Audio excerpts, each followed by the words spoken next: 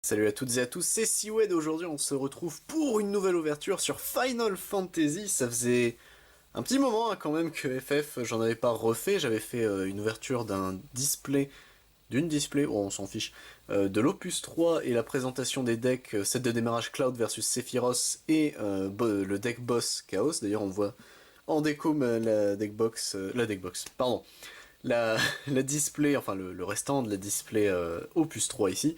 Et aujourd'hui, on se retrouve pour une avant-première. Donc c'est très rare que je vais faire des produits avant-première. Je pense qu'il y a vraiment que FF où je vais pouvoir réussir à m'en procurer en soi.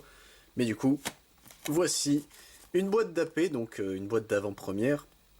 Final Fantasy. Alors pour ceux qui ne savent pas, les boîtes d'AP, enfin les avant-premières de façon générale dans les jeux de cartes, c'est des événements, normalement la date de sortie officielle de l'opus 14, si je me souviens bien, c'est le 8. La vidéo, vous la voyez le 9, parce que j'ai réussi à avoir la boîte un petit peu avant. Normalement, je devais l'avoir pile pour le 9, donc la vidéo devait sortir pour samedi. Finalement, j'ai pu la sortir pour lundi, ça c'est cool. Je l'ai eu en avance, donc je vais pas me plaindre, au contraire.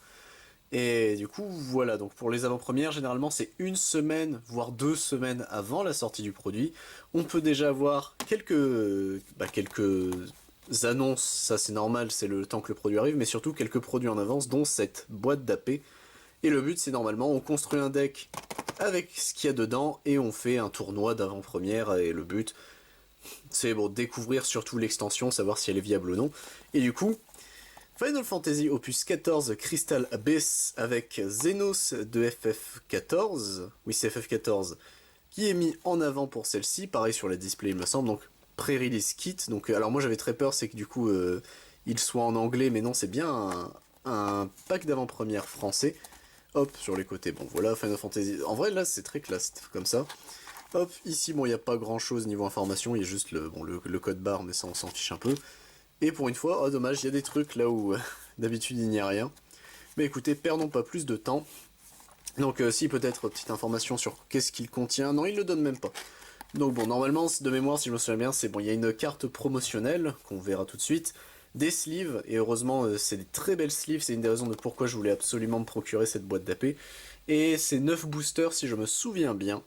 Et écoutez, perdons pas plus de temps, hop là. Oula, effectivement, ça se balade là-dedans.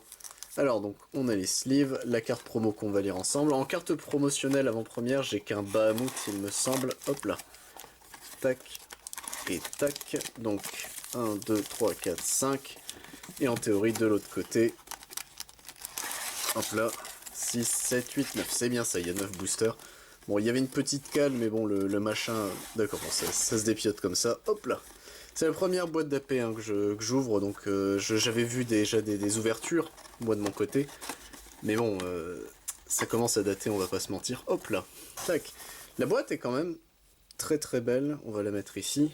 Et du coup, donc on a de 9 boosters, ça ce sera pour la fin. Et on va commencer par la promo. Donc c'est une Tifa en 2 couleurs, donc couleur rouge et jaune. Enfin terre et feu en termes d'éléments. En full art, avec le petit opus pré-release, enfin opus 14 pré-release, donc membre d'Avalanche. Attendez, j'essaie de la zoomer, donc hop, voilà. Donc 5000, lorsque Tifa entre sur le terrain, vous pouvez chercher un nom de carte Cloud, l'ajouter à votre main. Vous pouvez chercher un nom de carte Cloud et l'ajouter à votre... Il précise pas de où, je suppose c'est du deck. Lorsqu'un avant que vous contrôlez haute que Tifa attaque, il gagne plus 1000 de force jusqu'à la fin du tour. Dégâts 6, donc à partir du moment où vous avez pris 6 dégâts. Lorsque Tifa entre sur le terrain, vous pouvez jouer un personnage de catégorie 7 de votre main gratuitement. Elle est très belle, hein, le foil de FF, on n'aime pas. Sur les full art, ça rend quand même assez bien. Mais elle est très jolie cette Tifa. Hop, petite sleeve qui traîne sur le côté. Non, ça c'est format Yugi. Oups là, pardon. Hop, écoutez. Voilà, en attendant, tac, elle sera ici. Et les sleeves, du coup des très belles sleeves, donc je sais pas combien il y en a, il doit y en avoir une soixantaine je pense. Omega Mark 13, enfin Omega, avant tout, je sais pas si c'est Mark 13 forcément, mais Omega dans un style vraiment unique, il est magnifique, un peu ancré comme ça. On va les ouvrir, hop là. Et du coup, bah, j'aurai de quoi sleever mon deck FF de façon thématique, puisque bon, j'avais des sleeves, hein, mais pas des sleeves FF. Ah, elles sont jolies, hein. La vache. Et du coup, argentées comme ça, on me voit un petit peu dans la caméra. Coucou. Écoutez, elles sont... Putain, ouais. En vrai, elles sont quand même assez quali. Je m'attendais à pire, je vais pas vous mentir, pour ce genre de sleeve. Bon, faudra évidemment, vu que c'est des sleeves personnalisés avec un dos qui est pas, vous savez, qui est pas genre comme pour la Tifa, qui est pas uniforme. Faudra mettre des sleeves de protection en plus, mais écoutez, moi je ne dis pas non, hein. Hop là. Tac, donc ça c'était les sleeves, et on va enfin pouvoir passer à l'essentiel de cette ouverture, les boosters. Donc espérons avoir des bons trucs. Hop, alors au niveau d'extension, donc 12 cartes par pack, 54 communes, 36 rares, 26 héros, 14 légendes, 152 premium, soit contient 12 cartes, tirées au pif sur un total de 130, plus 152 cartes premium. Ce pack n'inclut pas de livret de règles, et un pack peut contenir 2 fois la même carte, techniquement avec la carte premium, c'est ce qu'ils entendent. Hop là. Et bah écoutez, on est parti, hop. Bon, allez. Donc alors si je peux, j'essaierai également d'ouvrir une display de l'Opus 14, mais ça, on verra un petit peu plus tard. Pour l'instant j'ai eu le... Comment ça s'appelle? Le pack le pack d'avant-première, c'est déjà ça. Hop là. Tac, le booster, je l'ai détruit, ce pauvre booster. Et on est parti. Avec... Hop là, attendez, je vais essayer de dézoomer un petit peu, voilà. Avec Samouraï. Eiko. Pampino, il est adorable comme ça. Le mage temporel. Ixal de FF14, ok.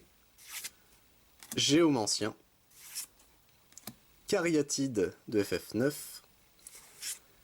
Et nous avons notre premium qui sera une rare, ok. On va la mettre de côté.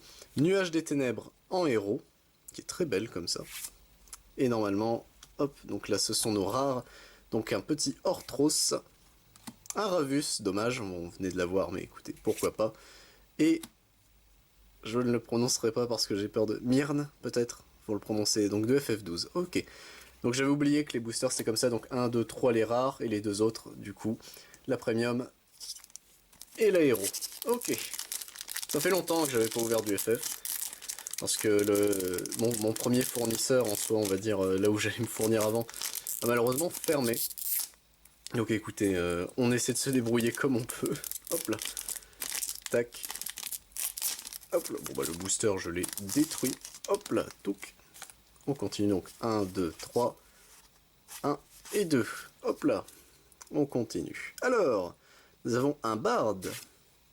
Un chevalier dragon. Hop là, je suis en train de me battre. Voilà. Donc chevalier dragon. Amalja, qui de mémoire est ok tiers. Chevalier noir.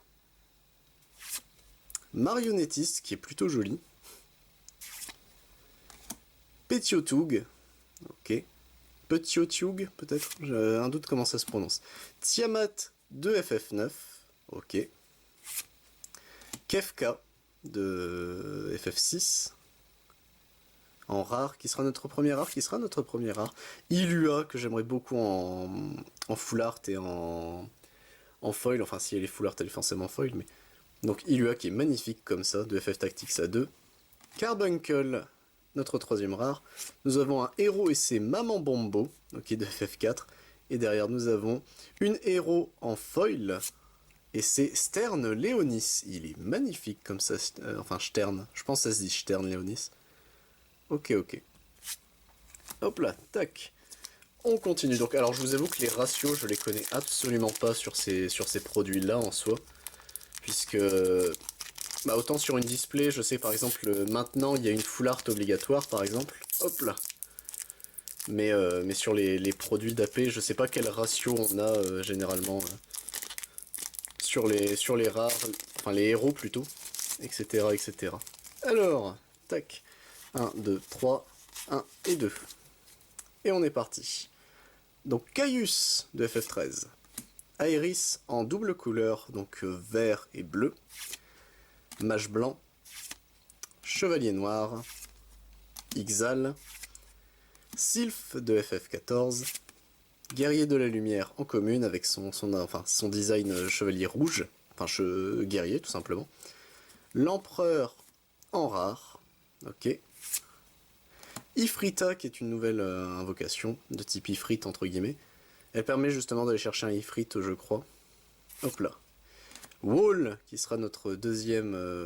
troisième, pardon, notre troisième rare. Wall, qui est un jeu de mots, puisque si vous prenez chaque lettre, ça fait Warrior of Light, en fait, chaque première lettre de chaque mot. Un héros, et ce sera Susano, le Kami de la fougue, qui est plutôt fort en soi. Susano, et je vous laisse lire, hein, je vous le rapproche un petit peu. Tac. Mais Susano est vraiment très très bon. Et derrière, une R en premium, et ce sera Gabrant. Oh, un Gabrant rouge en plus. Donc dégâts 5, engagez Gabrant, mettez Gabrant dans la break zone, choisissez un avant, il gagne. Cet avant ne peut pas être détruit jusqu'à la fin de ce tour. Pour 2, c'est un soutien. Il est vraiment bien ce Gabrant, putain. Ok, ok. Hop, et on continue, messieurs, dames. Ne perdons pas plus de temps. Hop, j'arrive plus à les ouvrir proprement, les boosters FF, ça me chiffonne un peu, je vais pas vous mentir. Hop là. Alors, du coup, 1, 2, 3, 1, 2, hop là. Et on est parti. Un moine, qui est une reprint. Non, c'est même pas une reprint, d'accord, je pensais. Une barde.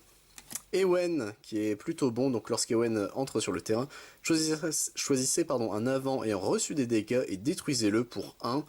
C'est plutôt bien. Mage temporel. Les affordes. Corsaire de FF11, d'accord. Sur le coup, je l'avais pas reconnu, je vais pas vous mentir. Un paladin. Quina, qui sera notre premier rare de ce booster. Ramu, qui sera notre deuxième. Et Myrne, qui sera notre troisième. Et derrière, nous avons une légendaire. Et la légendaire, c'est Alcide en bicolore. Donc lorsque Alcide entre sur le terrain, vous pouvez jouer un avant glace ou foudre de coups 4 ou moins de votre main sur le terrain. C'est fort, c'est même très bien. Lorsque Alcide ou un avant glace entre sur le terrain, choisissez jusqu'à un avant et gelez-le. Lorsqu'un avant foudre que vous contrôlez attaque, choisissez un avant et duelez-le. D'accord. Eh ben, alors, bon, je comprends mieux pourquoi il précise Alcide quand il rentre également, puisque bah techniquement... mais ok, bah c'est plutôt fort. Alcide, il est vénère en fait, ce Alcide. Et derrière, nous avons une héros en foil, et ce sera Typhon. Ok. Donc si vous contrôlez 3 soutiens vent ou plus, Typhon devient aussi un avant de 8000 de force. Lorsque Typhon entre sur le terrain, choisissez un avant, mettez-le sous les 4 cartes du dessus du deck de son propriétaire. D'accord, c'est marrant. Pour 3, c'est plutôt fort en plus. Hop là, et on continue. Ah, dommage, raté.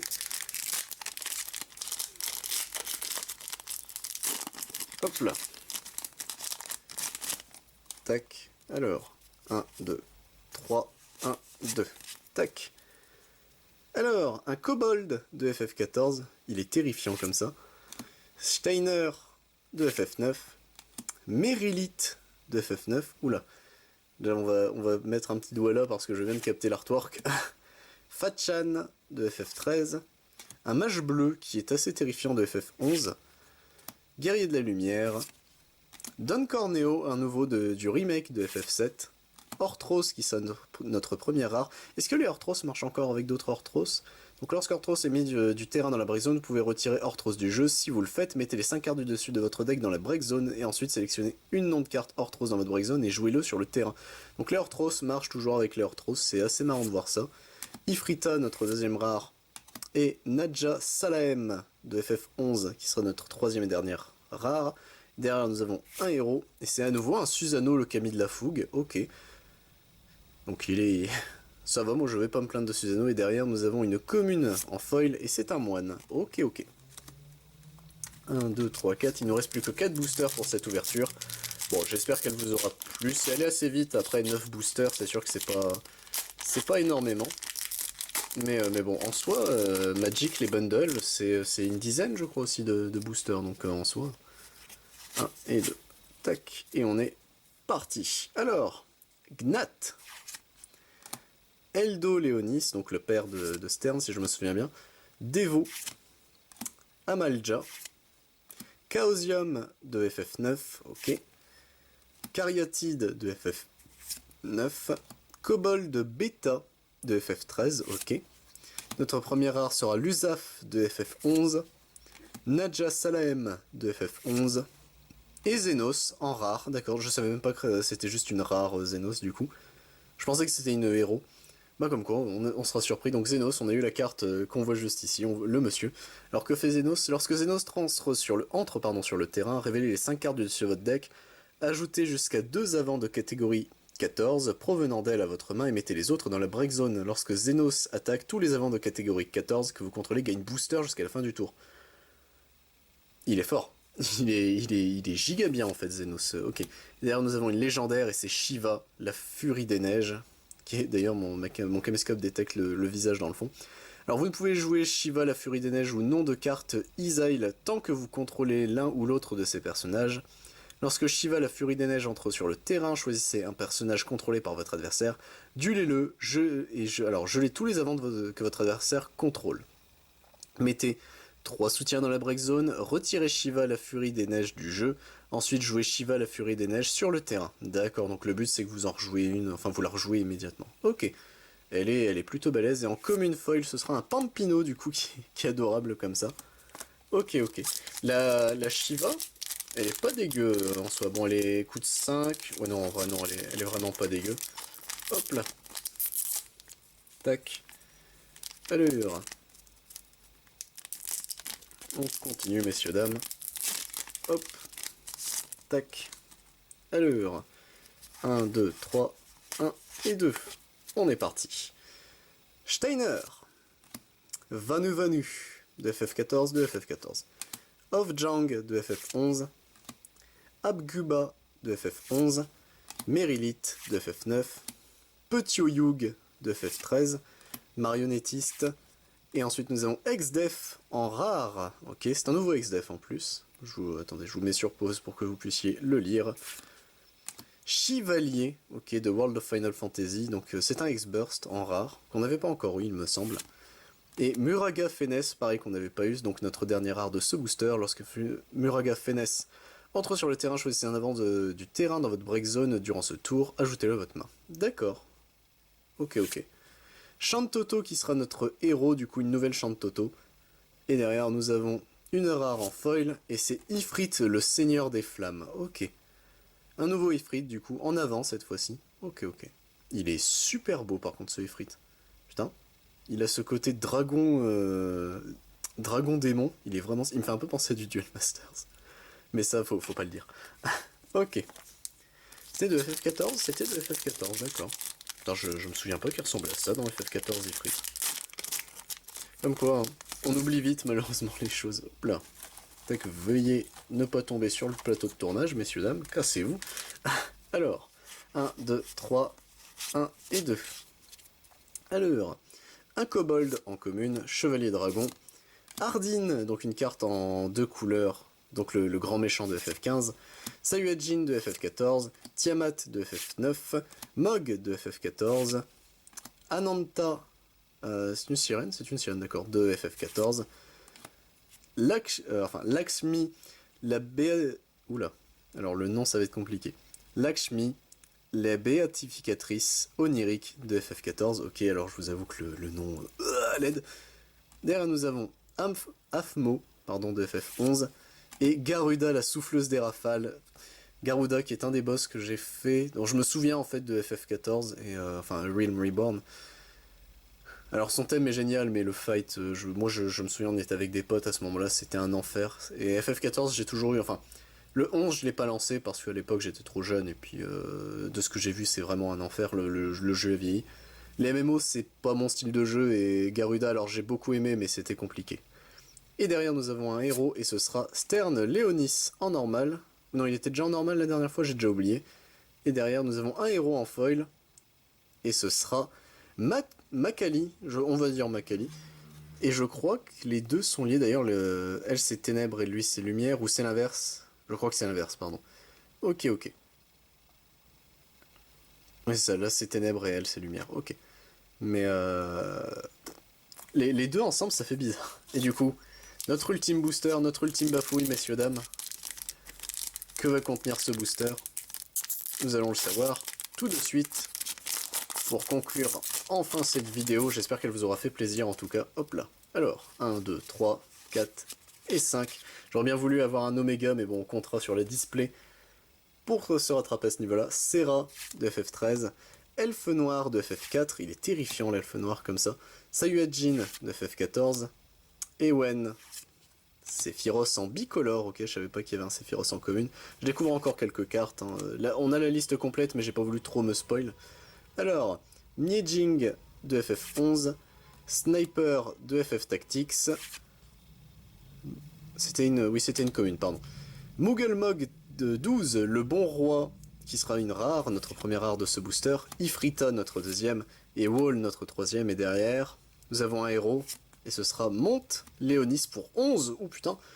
Donc le coût requis pour lancer Monte Léonis baisse de 1 pour chaque personnage terre que vous contrôlez, ok, donc ça peut vite se jouer, et sachant qu'on peut aller jusqu'à 0, puisque baisse de 1 mais il n'y a pas de limite.